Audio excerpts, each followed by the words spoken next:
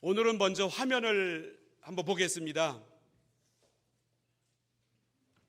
이 그림은 오늘날 터키 지역의 2000년 전 도시입니다. 지도입니다. 맨 왼쪽을 터키 오늘날 맨 왼쪽 부분을 아시아라고 불렀습니다. 성경의 아시아는 오늘날 우리 한국을 포함한 동양을 가리키지 않고 터키의 서쪽 지역의 한 부분 경계를 가리킵니다.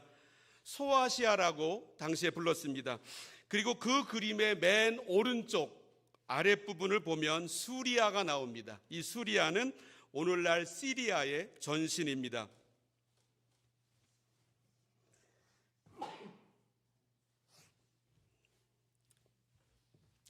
지금으로부터 2000년 전 이 수리아에서 제일 큰 도시는 안디옥이었습니다. 이 안디옥에서 서쪽으로 약간 옮겨가 북쪽으로 조금만 더 가보면 다소라고 하는 지역이 나옵니다. 길리기아 지방의 다소, 여기가 바울의 고향입니다. 그는 이민자의 자녀로 거기에서 태어났습니다.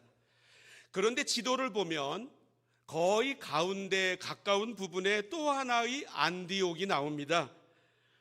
화면 중심 부분, 비시디아의 안디옥이라고 부르는데 갈라디아 지역에 있는 소도시입니다. 이렇게 하여 신약 성경에 나오는 두 개의 안디옥을 우리가 보았습니다. 지도 오른쪽 아래의 수리아 안디옥은 처음 교회의 역사에서 매우 중요한 부분입니다. 교회의 중심이 예루살렘에서 이 수리아의 안디옥으로 옮겨졌기 때문입니다. 우선 이 안디옥에서 예수 믿는 사람들이 처음 그리스도인이라고 하는 이름으로 불리었습니다. 사도행전 11장 26절을 화면에서 보면 만남에 안디옥에 데리고 와서 둘이 교회에 1년간 모여 있어 큰 무리를 가르쳤고 제자들이 안디옥에서 비로소 그리스도인이라 일컬음을 받게 되었더라. 크리스천, 그리스도인, 이 이름이 처음으로 불리웠던 곳이 바로 이 수리아의 안디옥입니다. 이 안디옥에 교회가 세워졌습니다. 그런데 이 교회의 특징은 다양한 사람들이 모인 교회라고 하는 곳입니다. 이곳에 5명의 지도자가 있었는데 출신 배경이 아주 다양했습니다. 화면에서 사도행전 13장 1절 말씀을 제가 읽어보겠습니다. 안디옥 교회의 선지자들과 교사들이 있으니 곧 바나바와 니게르라 하는 시므온과 구레네 사람 루기오와 분봉왕 헤롯의 젖동생 마나엔과 및 사울이라. 바나바는 사울, 바울을 이 안디옥 교회에 세워준 인물입니다. 니게르라고 하는 이름은 영어로 니그로, 흑인이라는 뜻입니다. 아프리카에서 온 피부 색깔이 검은 흑인으로서 예수 믿은 사람이었습니다. 구레네 사람 루기오는 오늘날 북아프리카를 가리킵니다. 북아프리카 사람들은 백인입니다. 그러면서 아프리카 사람들입니다. 그리고 헤롯의 젖동생은 이스라엘 북쪽에 있는 갈릴리와 베레아 지방을 지배했던 헤롯 안티파스와 어렸을 때부터 같은 젖을 먹고 자라난 사람입니다. 그리고 바울, 이렇게 5명의 사람들이 지도자였는데 이 5명의 출신 배경이 완전히 달랐습니다. 교회는 이렇게 다른 사람들이 모이는 곳입니다. 나하고 코드가 맞는 사람끼리 모이려고 하는 것은 교회가 아닙니다. 그것은 친목단체입니다. 그런데 성령께서 이 5 지도자들 가운데 2명, 처음으로 이름이 나오는 바나바와 맨 마지막으로 이름이 나오는 사울을 선교사로 파송하라고 하셨습니다. 그래서 이 안디옥 교회는 성경에 나오는 최초의 선교사 파송교회입니다. 한국이나 이민교회나 수많은 교회 처음 시작할 때 교회의 이름을 안디옥이라고 붙여서 한 교회들이 많습니다. 바로 여기에 나오는 이 안디옥 교회가 열심히 선교한 모습을 닮아서 우리 교회도 선교 열심히 하고 싶습니다 라고 하는 이름에서 붙인 교회 이름입니다. 다시 지도로 한번 돌아가서 보겠습니다. 이 바울과 바나바는 지도의 맨 왼쪽 아래에 있는 수리아의 안디옥 교회로부터 파송을 받고 선을 따라 구브로, 오늘날 사이프러스 혹은 키프로스라고 이름 불리우는 곳을 거쳐 저 갈라디아 지방까지 선교합니다. 오늘날 터키 지역의 중앙 부분에 해당됩니다. 갈라디아 사람들은 바울을 환영했습니다. 바울을 존경했습니다. 그래서 선교의 열매가 많이 맺어지게 되었고 거기에 교회가 세워졌습니다. 바울은 임무를 마치고 이 지방을 떠나 왔던 길을 그대로 따라서 다시 안디옥 교회, 파송 교회로 돌아왔습니다. 왜냐하면 바울은 한 군데서 한 교회만 섬기는 목회자가 아니라 개척 선교사였기 때문입니다. 그런데 그가 안디옥에 있었을 때 좋지 않은 소식이 들려왔습니다. 저 예루살렘으로부터 유대 크리스천들이 거기까지 들어왔습니다. 그들은 이렇게 가르쳤습니다. 예수님을 믿어야 구원받습니다. 맞습니다. 그런데 여기에 한 가지 더해서 율법을 따라 할례를 받아야 합니다. 분명히 예수 믿어야 합니다. 그러나 예수님만으로는 2%가 부족합니다. 할례도 받아야 구원받습니다. 그래서 바울이 가서 열심히 전도하여 세운 갈라디아 지역 교회들을 선동했습니다. 교회로 하여금 복음으로부터 떨어져 나가도록 만들었습니다. 이 소식이 바울에게까지 들리자 많은 근심을 하게 되었습니다. 바울은 그래서 여기에서 갈라디아 교인들에게 다시 한번 우리가 어떻게 해야 구원받는지를 정확하게 가르쳐 주어야 할 필요를 느끼게 되었습니다. 그렇게 해서 보낸 편지가 바로 갈라디아서입니다. 이 갈라디아서는 무슨 내용을 담고 있을까요? 첫 번째로 구원은 하나님께서 거저 주시는 선물입니다. 바울과 바나바가 갈라디아 지역 교회를 선교하고 돌아왔던 어느 날이었습니다. 예루살렘 교회로부터 유대 크리스천들이 안디옥까지 왔습니다. 화면에서 사도행전 15장 1절 말씀을 읽어보겠습니다. 어떤 사람들이 유대로부터 내려와서 형제들을 가르치되 너희가 모세의 법대로 할례를 받지 아니하면 등이 구원을 받지 못하리라 하니, 바울은 이 사람들과 변론했습니다.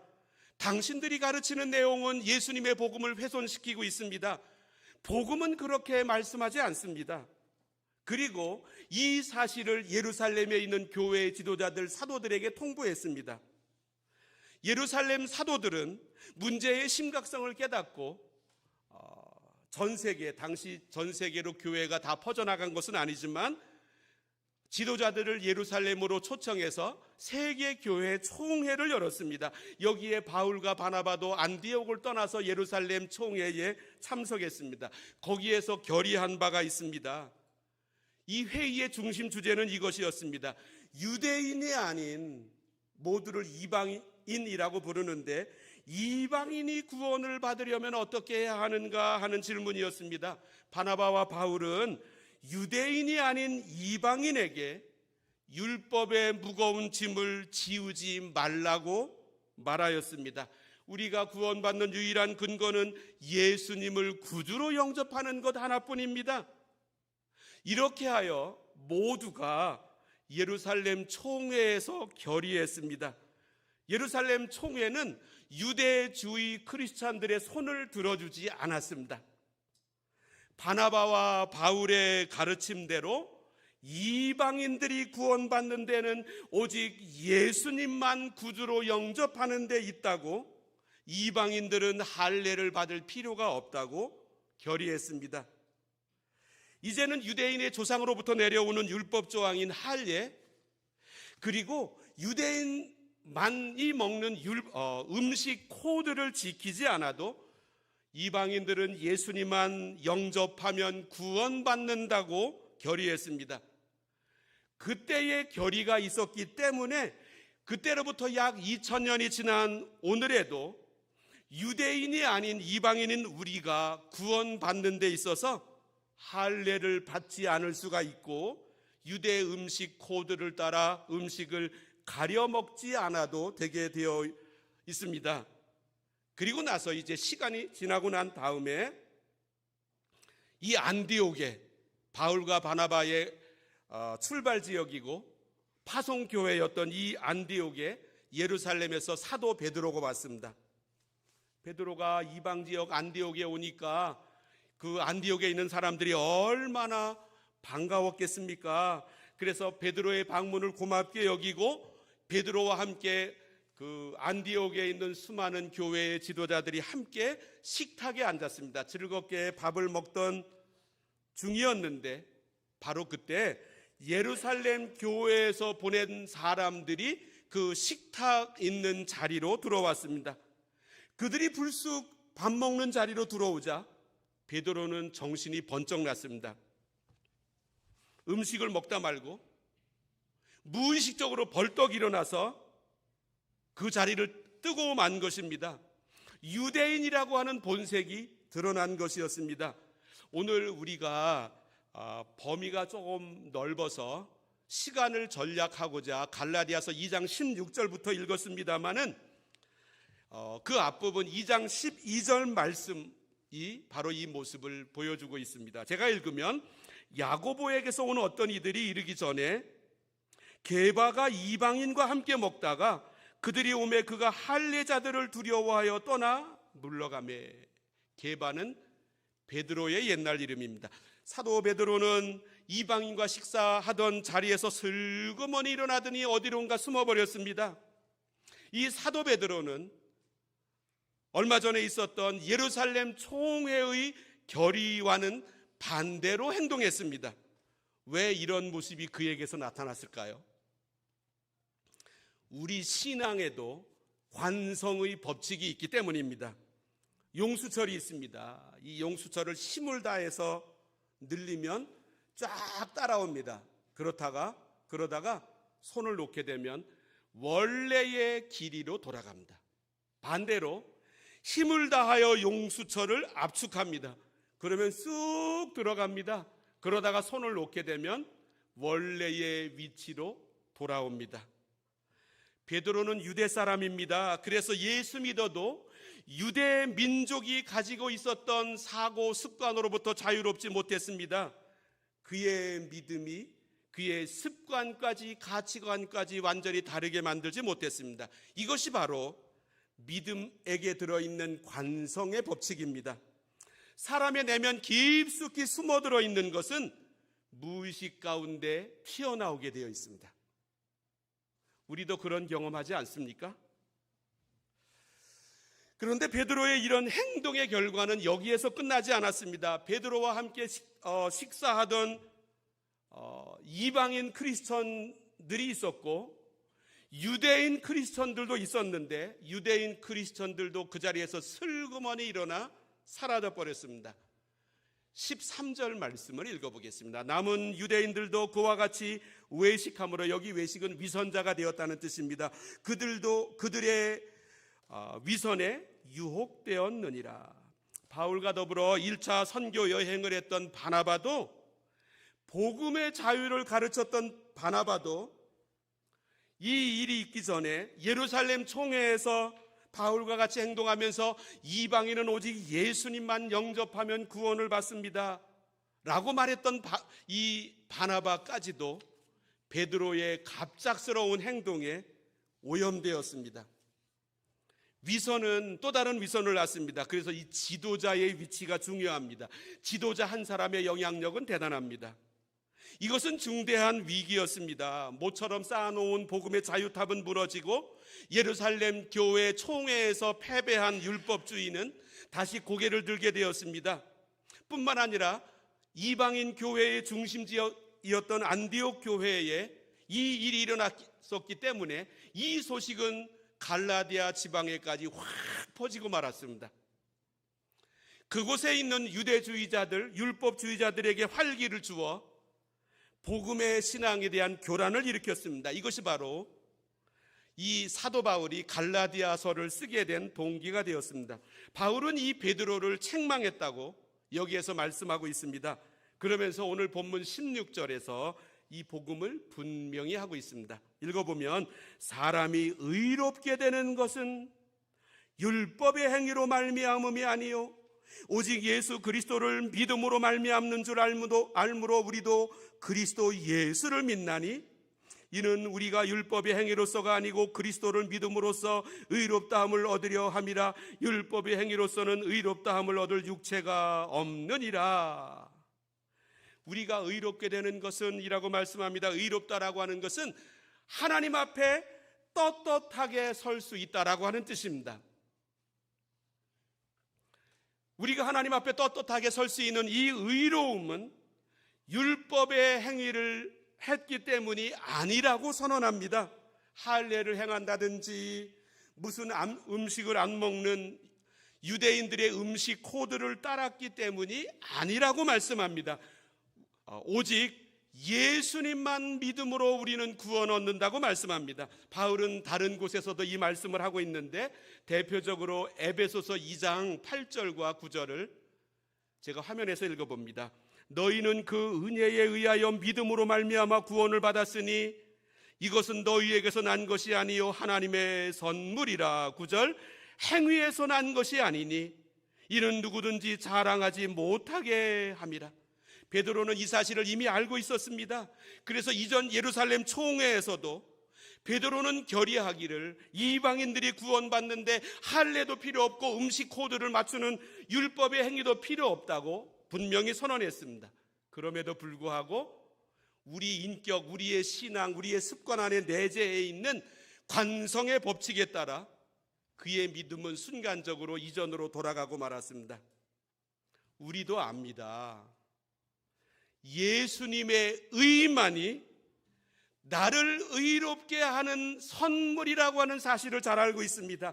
나의 행동으로는 하나님의 의를 만들어낼 수가 없습니다.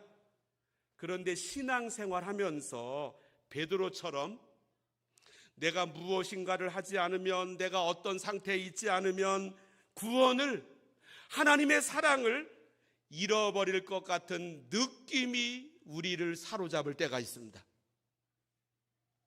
하나님은 우리 육신의 눈에 보이는 혹은 물질의 모습을 가지고 하나님의 형상을 만들지 말라고 하셨습니다. 그렇지만 모든 사람들은 하나님에 대한 나름대로의 이미지를 가지고 있습니다. 예를 들어 보면 많은 사람들이 하나님을 이렇게 생각합니다. 법정에서 판사가 법복을 들고 선고하는 이 판결 봉을 들고 나 너 죄 알아? 너 5년형이야. 이렇게 선언하시는 하나님의 모습을 그리고 있습니다. 그래서 하나님 앞에 나올 때마다 불안해합니다. 왜요? 베드로처럼 우리 신앙에도 관성의 법칙이 나타나기 때문입니다. 그래서 의식 속에 내가 의도적으로 새겨놓지 않았음에도 불구하고 문득문득 옛날로 돌아갑니다. 그 예 중에 하나가 입맛입니다.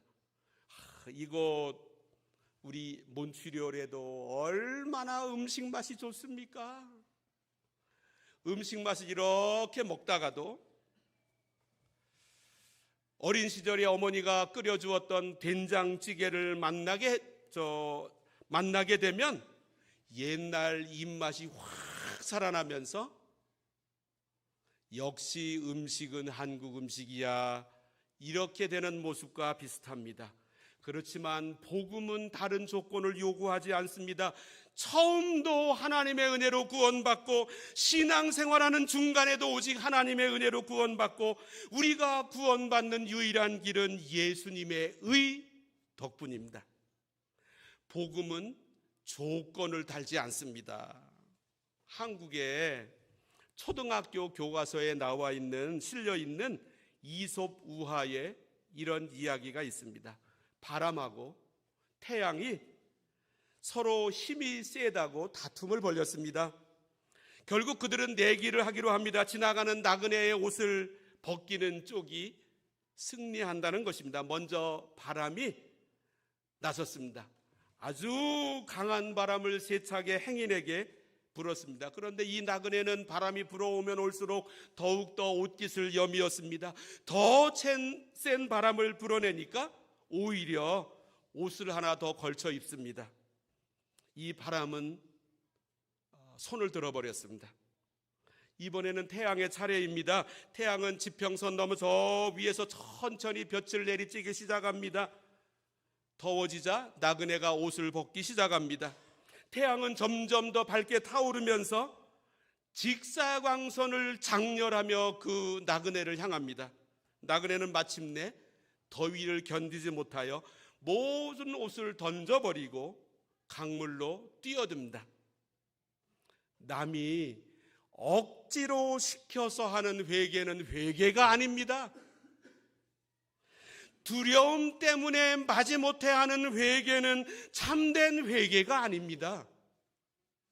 매 맞을 게 두려워서 잘못했습니다라고 하는 것은 회개가 아닙니다. 그것은 위협에 굴복하는 것입니다.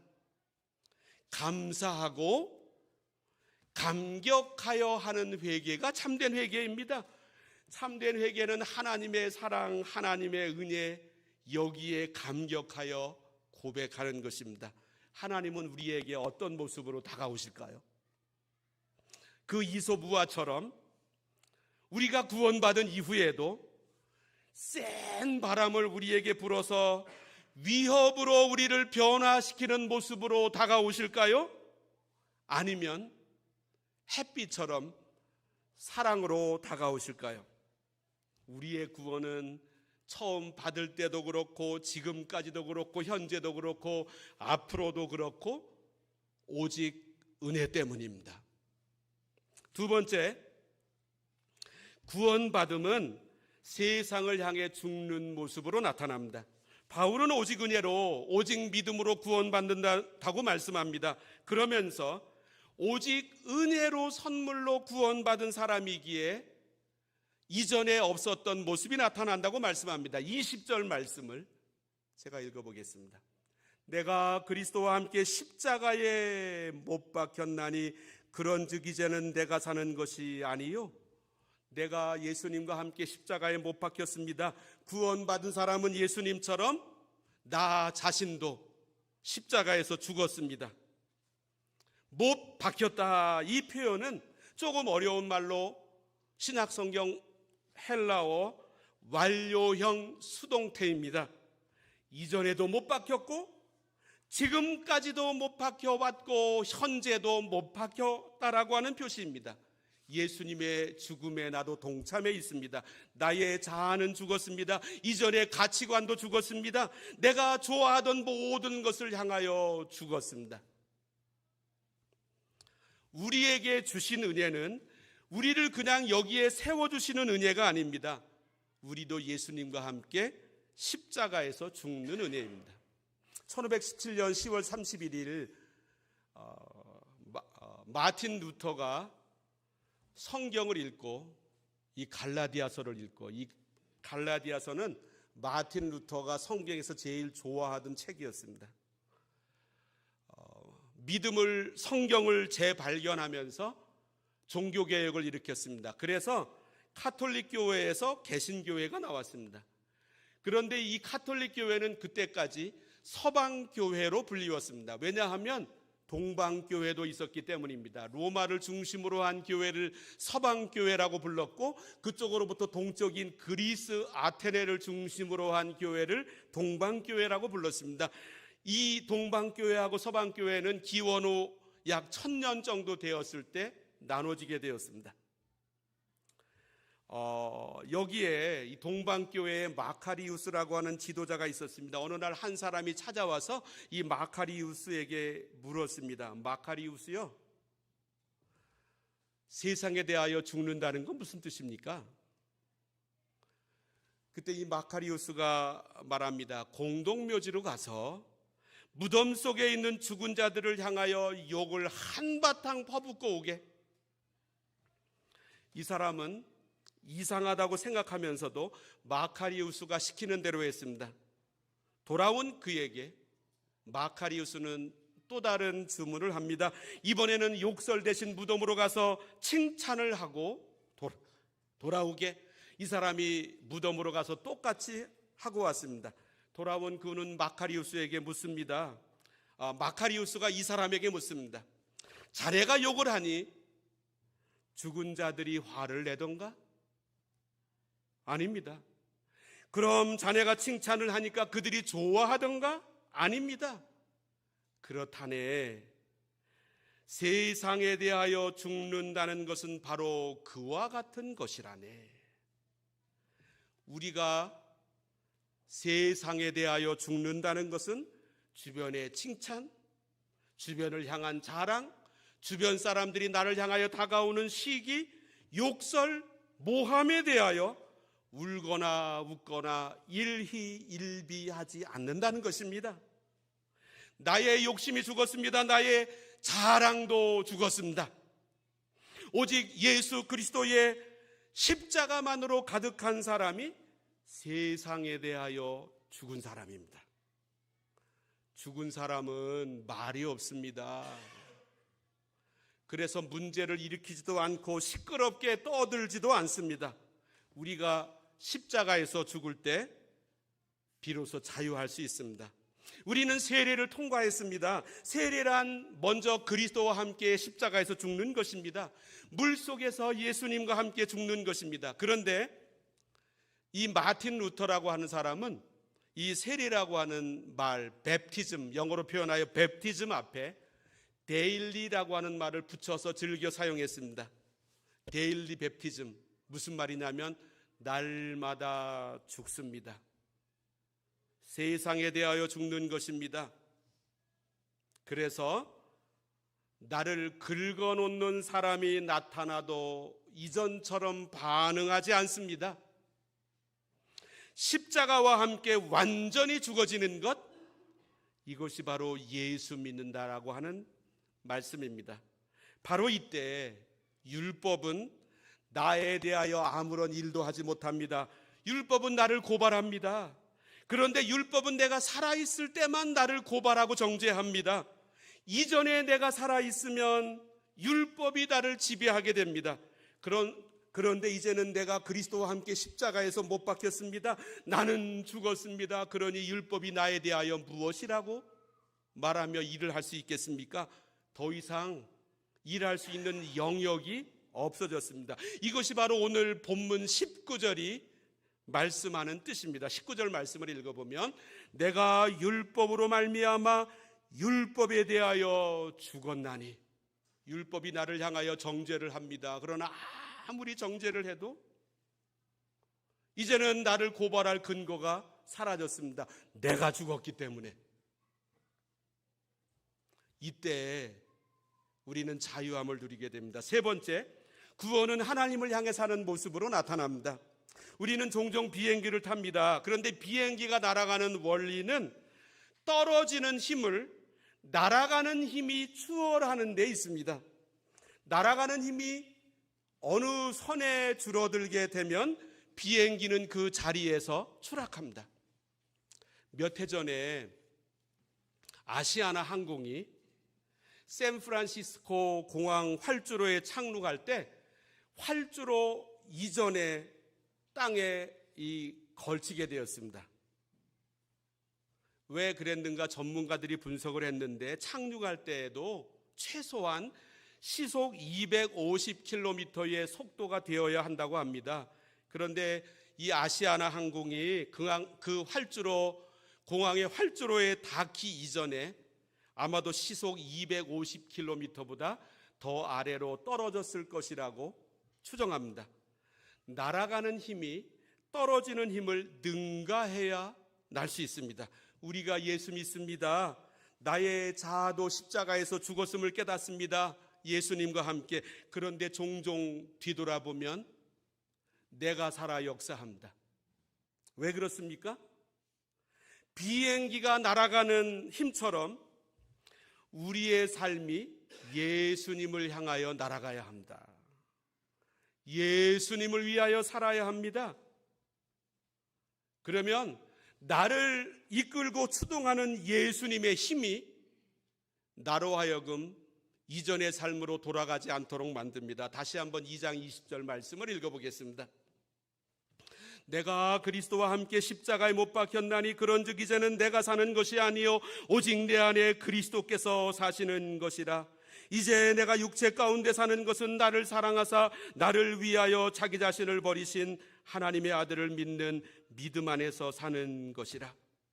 미국의 찰스 와이글이라고 하는 목사님이 계셨는데 1871년부터 1966년까지 사셨습니다. 이분은 사도 바울처럼 순회 전도자의 사명을 받았습니다. 집을 떠나 수많은 곳을 다니면서 개척 전도를 했는데 어느 날 집에 돌아와 보니까 아내가 자식을 데리고 집을 나가버렸습니다. 너무나 큰 충격을 받았습니다. 자살까지 기도했습니다. 그러던 어느 날 하나님의 사랑을 깨닫습니다. 그러는 가운데 모든 상처를 극복할 수 있게 되었습니다. 1903년의 일입니다. 그때의 감동을 펜을 들어서 시를 썼습니다. 거기에다가 곡을 붙였습니다. 교회에서 부르기 시작했는데 그 곡이 우리들 찬송가에도 들어왔습니다. 325장입니다. 예수가 함께 계시니 시험이 오나 겁없네. 기쁨의 근원 되시는 예수를 위해 삽시다. 이 세상 사는 동안에 주 이름 전파하면서 무한한 복락 주시는 예수를 위해 삽시다. 그는 하나님의 은혜로 그리고 예수님을 위해 사는 이 놀라운 세계로 들어가면서 자신에게 있었던 모든 아픔을 극복할 수가 있었습니다. 하나님은 이 세계로 우리를 초대하십니다. 기도하십니다. 하나님 아버지,